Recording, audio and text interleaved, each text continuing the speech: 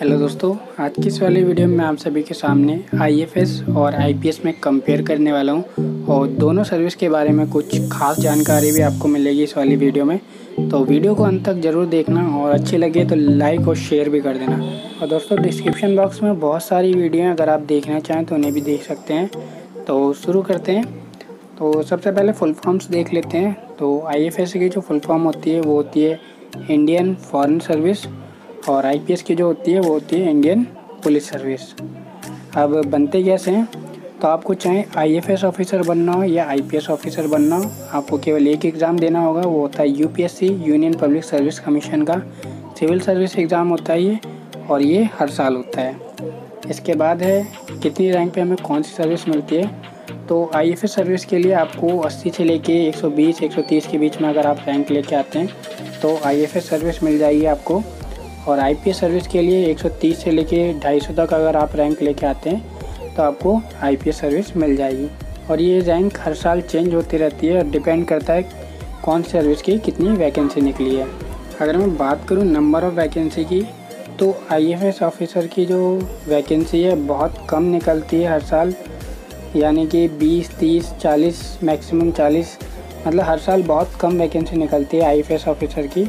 और आईपीएस की काफ़ी ज़्यादा निकल जाती है। जैसे आपको 2019 की वैकेंसी दिखाऊं मैं, तो यहाँ पे आप देख सकते हैं। देखिए, आईएफएस ऑफिसर की केवल 24 वैकेंसी हैं टोटल, और आईपीएस ऑफिसर की 150 वैकेंसी हैं। तो ओवरऑल मान के चलिए हर साल आईएफएस ऑफिसर की बहुत कम वैकेंसी निकलती है। और दोस्तों, अगर मैं बात करूँ ट्रेनिंग की, तो स्टार्टिंग की जो फाउंडेशन कोर्स होता है उसके बाद जो आईएफएस ऑफिसर की ट्रेनिंग होती है वो होती है Sushma Swaraj foreign service institute new Delhi में। और आईपीएस ऑफिसर की जो ट्रेनिंग होती है वो होती है सरदार वल्लभ भाई Patel national police academy Hyderabad में। और अगर मैं बात करूँ स्टार्टिंग में कौन सी पोस्ट दी जाती है, तो आईएफएस ऑफिसर को जो पोस्ट दी जाती है स्टार्टिंग में वो दी जाती है हेड सेक्रेटरी की, अगर वो एम्बेसी में जा रहे हैं। और अगर वो इंडिया में ही हैं तो उन्हें जो पोस्ट दी जाती है वो होती है अंडर सेक्रेटरी की। और वहीं पे जो आईपीएस ऑफिसर को जो पोस्ट मिलती है स्टार्टिंग में वो मिलती है असिस्टेंट सुपरिटेंडेंट ऑफ पुलिस। इसमें उनकी जो वर्दी होती है उस पर 1 स्टार होता है, उसके नीचे आईपीएस लिखा होता है। ये दोनों की स्टार्टिंग में ये वाली पोस्ट दी जाती है। और अगर मैं सैलरी की बात करूं तो ऑब्वियस ही बात है, आईएफएस ऑफिसर को जो सैलरी मिलती है आईपीएस के कंपेयर में ज़्यादा मिलती है। और ये इस बात पे डिपेंड करता है वो कौन सी कंट्री में जा रहे हैं, तो कंट्री का अलाउंस वगैरह मिला के उनकी सैलरी जो है ज़्यादा हो जाती है। अगर बात करूं हाईएस्ट पोस्ट की, तो आईएफएस ऑफिसर की जो हाईएस्ट पोस्ट होती है, अगर वो एम्बेसी में है तो जो हाईएस्ट पोस्ट होती है वो होती है एम्बेसडर। और अगर इंडिया में ही है तो उनकी जो हाईएस्ट पोस्ट होती है वो होती है फॉरेन सेक्रेटरी ऑफ इंडिया। वहीं पे आईपीएस ऑफिसर की जो हाईएस्ट पोस्ट होती है वो स्टेट के अंदर जो हाईएस्ट पोस्ट होती है वो होती है डीजीपी, यानी कि डायरेक्टर जनरल ऑफ पुलिस। इसमें जो उनकी पहचान होती है, वर्दी की पट्टी पे एक अशोक का चिन्ह होता है, उसके नीचे क्रॉस पैटर्न और तलवार, और उसके नीचे आईपीएस लिखा होता है। और एक पोस्ट और होती है सेंट्रल की हाईएस्ट होती है वो, और वो मोस्ट सीनियर आईपीएस ऑफिसर को ही दी जाती है, वो होती है DIB, director of intelligence bureau. और इनकी पहचान ये वर्दी का जो साइन होता है ये वाला। अगर मैं बात करूँ ड्रेस की, तो आईएफएस ऑफिसर को कोई स्पेशल ड्रेस नहीं होती है, लेकिन आईपीएस ऑफिसर की स्पेशल ड्रेस होती है। आप सभी को पता है, उनकी जो वर्दी होती है खाकी कलर की होती है, कैप होती है, गन होता है, और वर्दी पे स्टार होते हैं जो और यही चीज़ कई सारे लोगों को आईपीएस बनने के लिए मजबूर कर देती है कि जो स्टार होते हैं उनकी जो वर्दी होती है उस वर्दी की बात ही अलग होती है, और ये चीज़ लोगों को अपनी तरफ खींचती है। और रियल में यार वर्दी की बात ही अलग है। अगली बात करूँ मैं गन की, तो बहुत सारे आईएफएस ऑफिसर अपने पास गन रखते हैं, और ये डिपेंड करता है उन्हीं ऑफिसर के ऊपर कि वो गन रखना चाहते हैं या नहीं। और अगर उन्हें लगता है कि मुझे कुछ खतरा है या मुझे गन रखनी चाहिए तो वो अपने पास गन रखते हैं। और वहीं आईपीएस ऑफिसर की बात करूं तो आप सभी को पता होगा वो हमेशा गन रखते हैं अपने पास, और उन्हें सर्विस के दौरान गन प्रोवाइड कराई जाती है। और वहीं पे बात करूं मैं सिक्योरिटी की कि किसको कितनी सिक्योरिटी दी जाती है, तो आईएफएस ऑफिसर होते हैं तो वो डिपेंड करता है वो कौन सी कंट्री में है और किस पोस्ट पे, उसके अकॉर्डिंग उन्हें नंबर ऑफ़ सिक्योरिटी बढ़ाई जाती है।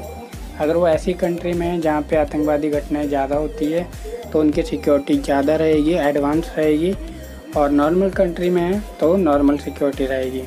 वहीं पे आईपीएस के साथ भी ऐसा ही होता है, और आईपीएस पे ये डिपेंड भी करता है वो कौन से रैंक पे। अगर वो स्टार्टिंग की रैंक पे हैं तो उन्हें एक आध सिक्योरिटी मिल जाएगी, और जैसे जैसे उनकी रैंक बढ़ती जाएगी वैसे वैसे उनकी नंबर ऑफ़ सिक्योरिटी बढ़ती जाएगी। और वहीं बात करूँ मैं स्पेशल कार की, तो आईएफएस ऑफिसर को काफ़ी स्पेशल दी जाती है कार, जैसे मर्सिडीज़ हो गई, ऑडी हो गई, बीएमडब्ल्यू हो गई, इस तरह की उन्हें कार प्रोवाइड कराई जाती है, और जो काफ़ी लग्जरी गाड़ी रहती हैं। और मतलब आईएफएस ऑफिसर का बहुत ध्यान रखा जाता है, ये रियल बात है, क्योंकि दूसरे देश की जिम्मेदारी हो जाती है कि अगर कोई बंदा दूसरे देश में जाके सर्विस दे रहा है तो उस कंट्री की जिम्मेदारी है कि इस बंदे को संभाल के रखा जाए। तो उन्हें काफ़ी फैसिलिटीज़ वगैरह दी जाती है और उनका काफ़ी ध्यान भी रखा जाता है। और वहीं बात करूँ मैं आईपीएस ऑफिसर को दी जाने वाली कार, तो उनके जो कार दी जाती है, बोलेरो हो गई, स्कॉर्पियो हो गई, फॉर्च्यूनर हो गई, इस तरह की गाड़ी दी जाती है। और जो होता है उनकी गाड़ी पे या तो नीले रंग की प्लेट रहेगी, उस पर जिस पोस्ट के होंगे वो पोस्ट लिखी रहेगी, या तो रेड और ब्लू जो प्लेट रहेगी उसके ऊपर उस पोस्ट का नाम लिखा रहेगा। और जैसे जैसे वो बड़ी रैंक पे जाएंगे, डीआईजी, आईजी, डीजीपी, तो उनकी कार पे स्टार भी आ जाती है नीली प्लेट के ऊपर।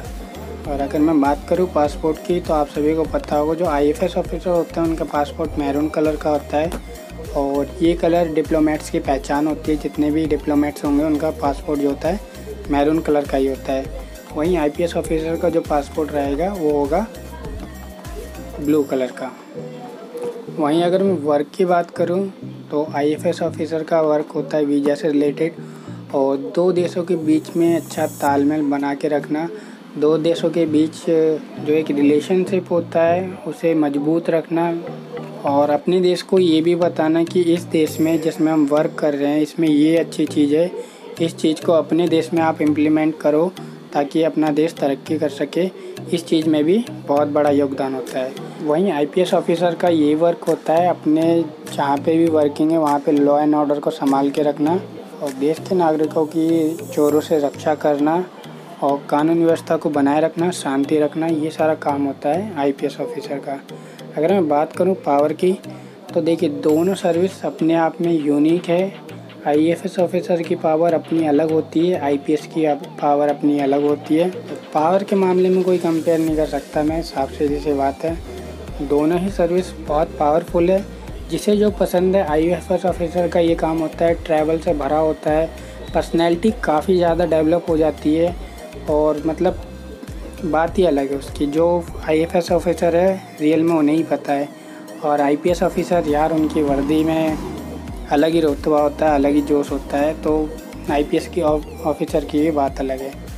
तो बस छोटा सा कंपेयर था, अच्छे लगे लाइक शेयर ज़रूर करना, सब्सक्राइब कर देना। अभी मिलते हैं अगले वीडियो में। Thank you very much, thanks for watching.